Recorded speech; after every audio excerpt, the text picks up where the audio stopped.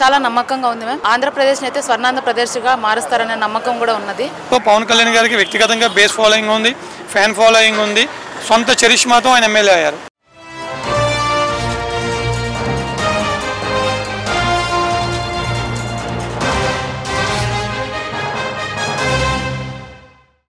మీ పేరు? వెంకటలక్ష్మి అండి. ఎక్కడి నుండి వచ్చారమ్మా ఈ జనవాణి అనే కార్యక్రమానికి? మ్యామ్ ఇది ఆవిర్భావ సభకు వచ్చేసి నేను బెంగళూరు నుంచి వచ్చాను మేడం. నా ప్రాపర్ వచ్చేసి అన్నమయ్య జిల్లా రాయచోటి తాలూకా చిన్నమండం బల్జిపల్లి. మా ఆయన చనిపోయి 8 సంవత్సరాలు అవుతుంది. అప్పుడు జగన్ పార్టీ ఉన్నందువల్ల నాకు ఎటువంటి 3 సంవత్సరాలు పెన్షన్ కానీ ఏమి రాలేదు. తర్వాత మా ఊరు వాళ్ళ పెద్దవాళ్ళని పట్టుకొని పెన్షన్ వచ్చేటట్టుగా చేసుకున్నాను.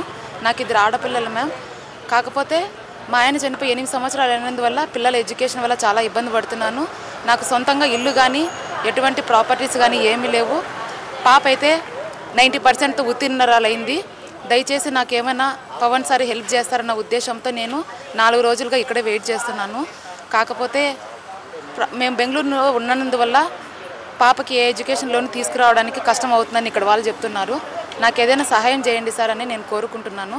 నేను వచ్చి 4 రోజులుగా ఇక్కడ విజయవాడలో ఉంటున్నాము. తెలిసిన వాళ్ళ ఇంట్లో వాళ్ళని రిక్వెస్ట్ చేసుకుని ఇక్కడే ఉంటున్నాను. కొంచెం ఏదైనా సహాయం చేస్తారని ఆశిస్తూ ఉన్నాను మేడం.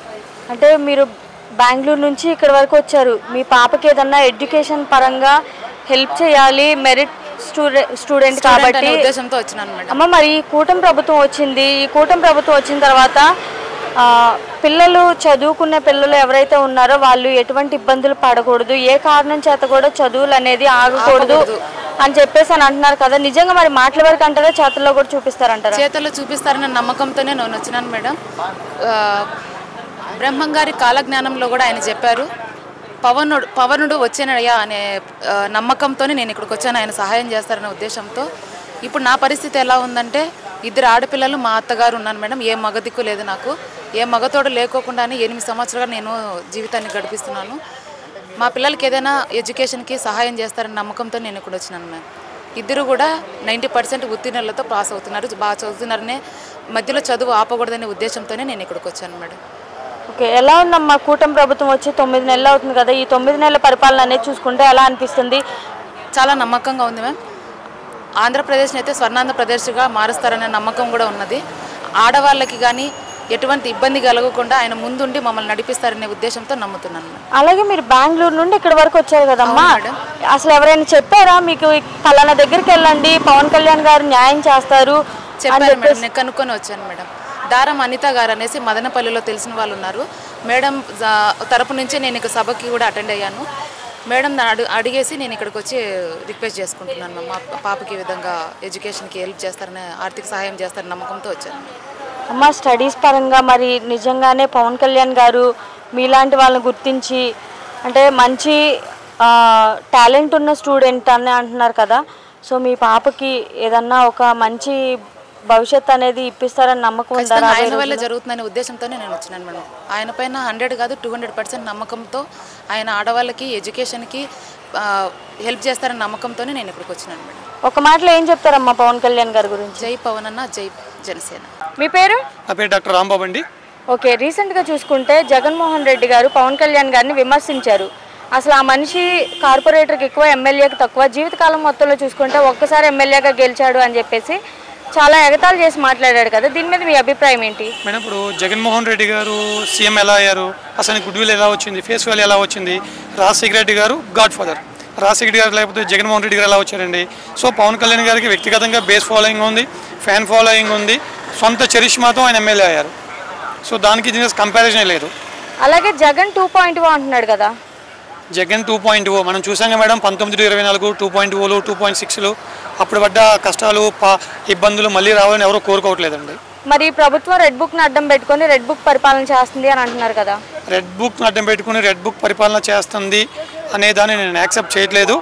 ఎవరైతే వారి యొక్క స్థితిని మించి నోరు కుదురు లేకుండా సభ్య సమాజం తలదించుకునే విధంగా ఎవరైతే అసభ్యకరమైన మాటలు పదజాలాలు వాడారో అవి సభ్య సమాజం ఇబ్బందిగా ఉన్నాయో వాళ్ళ మీద చట్టం తన పని తను చేసుకుపోతుంది తప్ప ఎవరి మీద కూడా ఎటువంటి వ్యక్తిగత కక్షలు కానీ కార్పణ్యాలు కానీ లేవు. మీ వరకు మీరేమంటారు? ఇది ప్రజా పరిపాలన అంటారా, లేదంటే అపోజిషన్ వాళ్ళు అన్నట్టు రాక్షస పరిపాలన అంటారా? మేడం ఇది 100% ప్రజా పరిపాలన. మనం ఒకసారి 9 ఏళ్ళు వెనక్కి తిరిగి చూస్తే ఈరోజు అన్నా క్యాంటీన్స్ ఉన్నాయి. ఎంతోమంది పేదలకి, ఆటో కార్మికులకి, డైలీ వేజ్ కార్మికులకి ఫ్రీగా మనం 5 రూపాయలకి అన్నం పెడతా ఉన్నాం. అది పాయింట్ 1. 2 ఫంక్షన్స్ ప్రతిరోజు ప్రతి నెల 1st తారీఖు వచ్చేటప్పటికల్లా ఉదయం 6 గంటల నుంచే మధ్యాహ్నం 1 గంటలో ఫంక్షన్లు ఇస్తూ ఉన్నాం. రియంబర్స్మెంట్ ఉంది, డైరెక్ట్గా కాలేజ్ అకౌంట్లో ఇస్తూ ఉన్నాం, ఫుల్ ఫీజు ఇస్తూ ఉన్నాం. అదేవిధంగా ఈరోజు రోడ్లు తీసుకోండి, అంతకుముందు మీకు విజయవాడ టు నూజివీడు వెళ్ళాలంటే 2-3 గంటలు పట్టేది. ఈరోజు 45 మినిట్స్లో మనం ఈరోజు రాజధాని చేరుకుంటున్నాం. ఈరోజు అమరావతి తీసుకోండి, ఎయిమ్స్ హాస్పిటల్ తీసుకోండి. గత 5 సంవత్సరాల్లో చూసుకుంటే అసలు జగన్మోహన్ రెడ్డి చేసిన తప్పులు ఏంటంటారు? గత 5 సంవత్సరాల్లో జగన్మోహన్ రెడ్డి చేసిన తప్పుల్లో మొదటి తప్పు, విద్యార్థులు ఎస్సీ, ఎస్టీ, బీసీ విద్యార్థులకి పీజీ చదువును దూరం చేశాడు. పీజీ చదువుతే ఈరోజు ఉద్యోగాలు రావు కదండి. పీజీ చదువులు దూరం చేశాడు. విద్యా వ్యవస్థ పూర్తిగా నాశనం చేశాడు. ఎందుకు నాశనం చేశాడు? రియంబర్స్మెంట్ తల్లిల అకౌంట్ అని చెప్పాడు. 5 సంవత్సరాలు వేయాలా, 3 సంవత్సరాలు వేసాడు, 2 సంవత్సరాలు బట్టను నొక్కి వదిలేశాడు. ఇంతవరకు పిల్లలకి రియంబర్స్మెంట్ బాకాయ దగ్గరగా 4,000 కోట్లు పెట్టేళ్ళాడు. ఉద్యోగస్తులకు ఉద్యోగాలు లేవు, రోడ్లు లేవు, డెవలప్మెంట్ లేదు. ఏదో బటన్ నొక్కి అందరికి 5,000, 10,000 పంచుకుంటా పోతే అభివృద్ధి ఎక్కడ జరిగింది? మరి వీళ్ళు కూడా అలానే బటన్స్ నొక్కి వదిలేస్తారంటారా, లేదంటే మాట మీద నిలబడే వాళ్ళే అంటారా? మేడం, బటన్ నొక్కి అయితే వదిలేరు మేడం, మాట మీద గ్యారంటీగా నిలబడతారు. ఈరోజు బీసీ కార్పొరేషన్ లోన్స్ ఇస్తున్నాం, 50% సబ్సిడీతో బీసీ కార్పొరేషన్ లోన్స్ ఇస్తున్నాం. అదేవిధంగా ఎవరైతే చదువుకుని ఇంటి దగ్గర ఉన్నారో వాళ్ళకి వర్క్ ఫ్రమ్ హోమ్ చేసే విధంగా ఈరోజు సర్వే కంప్లీట్ చేసాం. P4 సర్వే కంప్లీట్ అయిపోయి పేదల్ని గుర్తించే కార్యక్రమం మొదలుపెట్టాం. అలాగే పేదలకి గృహ నిర్మాణం కావచ్చు, ఇళ్ల స్థలాలు కావచ్చు, అన్ని రకాల సంక్షేమ కార్యక్రమాలు అందుతాయి. ఎవరిని సోమరిపోతు చేసే కార్యక్రమం అయితే చేయరు మేడం. మరి మళ్ళీ జగన్మోహన్ రెడ్డి వస్తాడంటారా? మళ్ళీ జగన్మోహన్ రెడ్డి వస్తారనేది మాత్రం కల్లో కూడా మీరు ఎవరు అనుకోవద్దు. రావడానికి ఎక్కడ కూడా అవకాశం లేదు. జగన్మోహన్ రెడ్డి అనే పార్టీయే ఉండదు, జగన్మోహన్ రెడ్డి ఉండడు. ఓకే.